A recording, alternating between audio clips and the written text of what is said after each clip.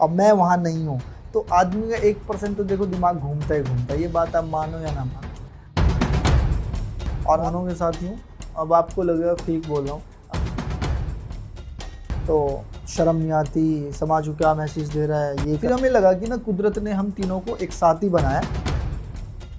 अगर आपके रिश्ते, आपकी कामयाबी अगर कोई देख के जलता है ना, है कि ना मैं बहुत सारी चीज़ें सुनता हूँ, देखता हूँ, ये हमने सोचा कि भाई धक्का दो, जो हमें प्यार करते हैं उनको दिल से रिस्पेक्ट, और जो हमें गाली देते हैं उनको मुंह पे गाली जब वो मिलेंगे। ये तो सिंपैथी में ही राक्षस। बिग बॉस के घर से बेघर हो चुके हैं अरमान मलिक। जी हाँ, बेघर होने के बाद अरमान मलिक ने किए इंटरव्यू में काफ़ी सारे खुलासे, बताया काफ़ी कुछ। क्या क्या बोला है अरमान मलिक ने, चलिए हम आपको बताते हैं आईवी बस की इस वीडियो में। लेकिन अगर अभी तक आपने हमारे चैनल को सब्सक्राइब नहीं किया है तो सबसे पहले सब्सक्राइब कर दीजिए और बेल आइकन को दबाना आप ना भूलें। दोस्तों, जैसा कि आप सभी जानते हैं कि अरमान मलिक का एविक्शन हो गया है और वहीं साथ ही साथ कटारिया का भी एविक्शन हुआ है। अब एविक्शन के बाद अरमान मलिक ने अपने इंटरव्यू में क्या बोला है।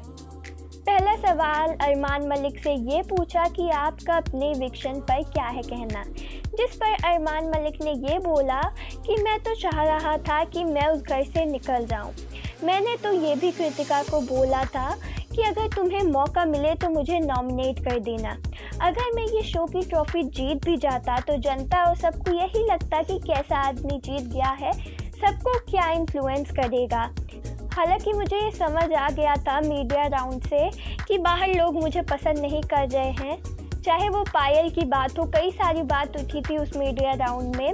लेकिन एक बात तो है, अगर कोई भी चाहे, ऊपर वाला भी चाहे, हम तीनों की जोड़ी नहीं तोड़ सकता है। जिसके बाद अगला सवाल ये पूछा कि आपसे जो अंदर मीडिया राउंड में भी पूछा गया था कि पायल आपको डिवोर्स देने की बात कर रही हैं, उस पर क्या आपकी बात हुई, आपका उस पर क्या है कहना। जिस पर अरमान ने ये बोला, हाँ मेरी पायल से बात तो हुई है लेकिन इस बारे में अभी तक कोई बात नहीं हुई। मैंने अपने बच्चों से बात की, सभी से बात की।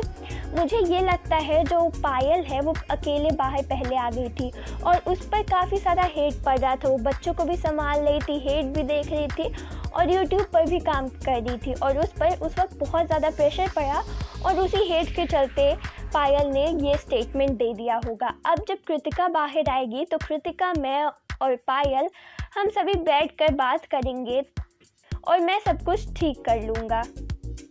अगला सवाल ये था कि जैसे कि आपने जो किया है 2 शादियाँ, जब यही सवाल सना ने आपसे पूछा था कि अगर पायल यही कर ले, जिस पर आपने जवाब नहीं दिया था, आपका इस पर क्या है कहना।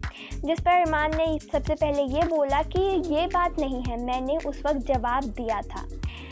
देखो, मैंने सबको क्लियर कर चुका है कि हम तीनों का क्या रिश्ता है, कैसा रिश्ता है। उस वक्त काफ़ी हालात भी बिगड़ गए थे, पायल और मैं अलग भी हो गए थे, लेकिन उसके बाद धीरे धीरे सारे हालात सही हुए, हम लोग ने एक दूसरे को एक्सेप्ट भी कर लिया। लेकिन उसके बाद फिर लोगों से ये बर्दाश्त नहीं हो रहा है, हम तीनों कैसे खुशी खुशी रह रहे हैं। और मैंने कितनी बार बताया है कि कई लोग हैं जो एक बाहर भी रखते हैं, एक घर में भी रखते हैं। एटलीस्ट मैं हूँ जो हूँ वो सामने हूँ, मैं किसी के पीठ पीछे नहीं हूँ। और अगला सवाल तो ये पूछ डाला कि विशाल ने बाहर आके एक इंटरव्यू में बोला था कि जैसे अरमान ने मेरे पापा की डिसरिस्पेक्ट की, अगर मुझे घर के अंदर ये पता होता तो मैं जाकर अरमान को एक थप्पड़ लगा देता। जिस पर अरमान ने ये बोला, क्या ऐसा विशाल ने बोला और मैंने ऐसा कब बोला था। जिस पर बताया कि आपने बोला नहीं था जब विशाल के पेरेंट्स आए थे कि वो सिर्फ और सिर्फ इसलिए आए हैं कि उनका बेटा डिप्रेशन में ना चला जाए। जिसके बाद अरमान ने बोला, तो हाँ मैंने गलत इसमें क्या बोला। देखो, कहीं ना कहीं विशाल और कटारिया दोनों बहुत अच्छे दोस्त हैं और उसके इतने अच्छे दोस्त ने ही मुझे कंफर्म करके बताया कि हाँ विशाल ने ऐसे स्टेटमेंट बोले हैं, तो मैंने गलत क्या किया। और फिर बाद में कटारिया ने ये भी बताया कि उसने एक और स्टेटमेंट बोला था, लेकिन उस वक्त कटारिया ने वो स्टेटमेंट सामने नहीं लाया कि उसका दोस्त और बुरी तरीके से फंस जाता। देखो, कहीं ना कहीं उसका दोस्त भी उसके साथ उस वक्त नहीं खड़ा था, तो मैं कैसे मान लेता कि वो सही है। हाँ, वो गलत था, उसने गलत इंटेंशन में बोला, तो वो तो मुझसे थप्पड़ खाया ही। और उसी वक्त उसके माँ बाप इसी वजह से आए थे कि वो डिप्रेशन में ना चला जाए, जैसा कि उस वक्त उसको बहुत ज़्यादा बैशिंग मिल रही थी। इसके बाद आखिरी सवाल ये पूछा कि आपको क्या लगता है कि डिज़र्विंग विनर कौन है, जिस पर अरमान ने ये बोला कि देखो, जो सबसे अच्छा खेल रहा है, जिससे मैं चाहता हूँ जीते और जिसे अनिल सर ने भी बहुत सपोर्ट किया है, रणवीर जी, मुझे लगता है कि वही जीतेंगे, वही ले जाएंगे ट्रॉफी। लेकिन हाँ, कृतिका भी जीत सकती है, और अगर कृतिका जीतती है, वो जो मैं शुरुआत से ही चाहता था, तो मुझे बहुत अच्छा लगेगा, क्योंकि ट्रॉफी तो हमारे घर में आ जाएगी। कहीं ना कहीं कृतिका जीतेगी तो हम तीनों जीत जाएंगे। अब इस पर आपका क्या है कहना, हमें आप कमेंट्स में ज़रूर बताइएगा।